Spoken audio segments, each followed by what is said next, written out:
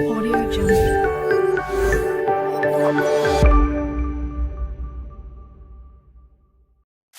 کیا ایسی دعا مانگنا جائز ہے کہ اے اللہ مجھے اپنے دین کی خاطر جہاد کرتے ہوئے شہادت دے؟ جی مانگ سکتے ہیں، بلکہ سنت ہے۔ سیدنا عمر کے بارے میں بخاری میں آتا ہے کہ وہ دعا مانگا کرتے تھے، اللہم ارزقنی شہادتاً فی سبیلک واجعل موتی فی بلد رسولک صلی اللہ علیہ وآلہ وسلم۔ اے اللہ مجھے اپنی راہ میں شہادت کی موت دینا اور اپنے رسول صلی اللہ علیہ وآلہ وسلم کے شہر مدینہ کی موت دینا۔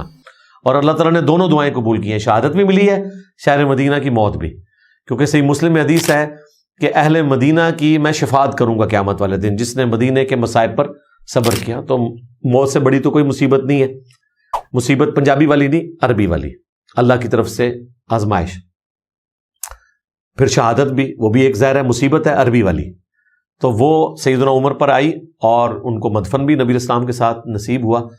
تو شہادت کی تمنا اور دعا کرنا بالکل درست ہے، لیکن کام بھی وہ والے کیے جائیں نا، صرف دعاؤں پہ تو نہیں معاملہ آپ نے لے کے چلنا، یعنی کوشش بھی کریں، اور بہتر یہ ہے کہ دین پہ چلنے کی کوشش کریں، دین کی تبلیغ کی کوشش کریں، تو شہادت تو آپ کو نصیب ہو جائے گی۔ اگر آپ نے واقعتاً صحیح دین کا کام کیا تو انشاءاللہ مسلمان ہی تیار ہیں آپ کو شہید کرنے کے لیے، آپ کو کافروں سے جنگ کے بغیر بھی شہید کرنے کے لیے لوگ تیار بیٹھے ہوئے ہیں۔ اگر آپ نے بات صحیح کی ہے تو بے فکر ہیں آپ شہید ہی ہوں گے۔ صحیح مسلم میں حدیث ہے، جو شہادت کی تمنا کے بغیر مرا وہ منافقت کی ایک شاخ پہ مرا۔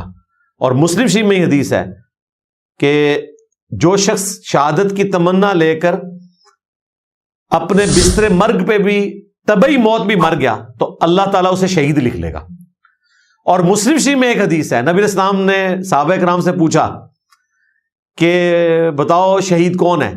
تو انہوں نے کہا یا رسول اللہ ہم تو اسی کو شہید سمجھتے ہیں جو اللہ کی راہ میں مارا جائے۔ تو آپ نے فرمایا اس طرح تو شہید بہت کم ہوں گے، میری امت میں جو طاعون کے مرض سے مرا وہ بھی شہید، جو پیٹ درد سے مرا وہ بھی شہید۔ پھر نبی اسلام نے فرمایا کہ جو اللہ کی راہ میں لڑتا ہوا مرا وہ بھی شہید، اور جو شخص اللہ کی راہ میں نکلا ہے اور اسے طبعی موت آ گئی ہے وہ بھی شہید ہی لکھا جائے گا۔ اور اسی طریقے سے پانی میں ڈوب کر مرنے والا بھی شہید۔ یہ 5 آئے۔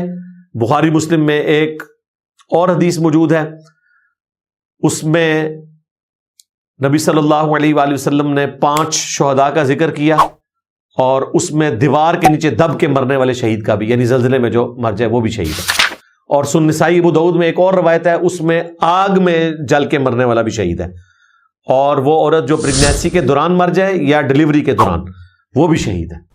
تو کافی سارے شہداء ہیں، اگر کوئی انسان اپنی زندگی اللہ کے لیے وقف کرتا ہے تو وہ شہید ہی شہید ہے انشاءاللہ۔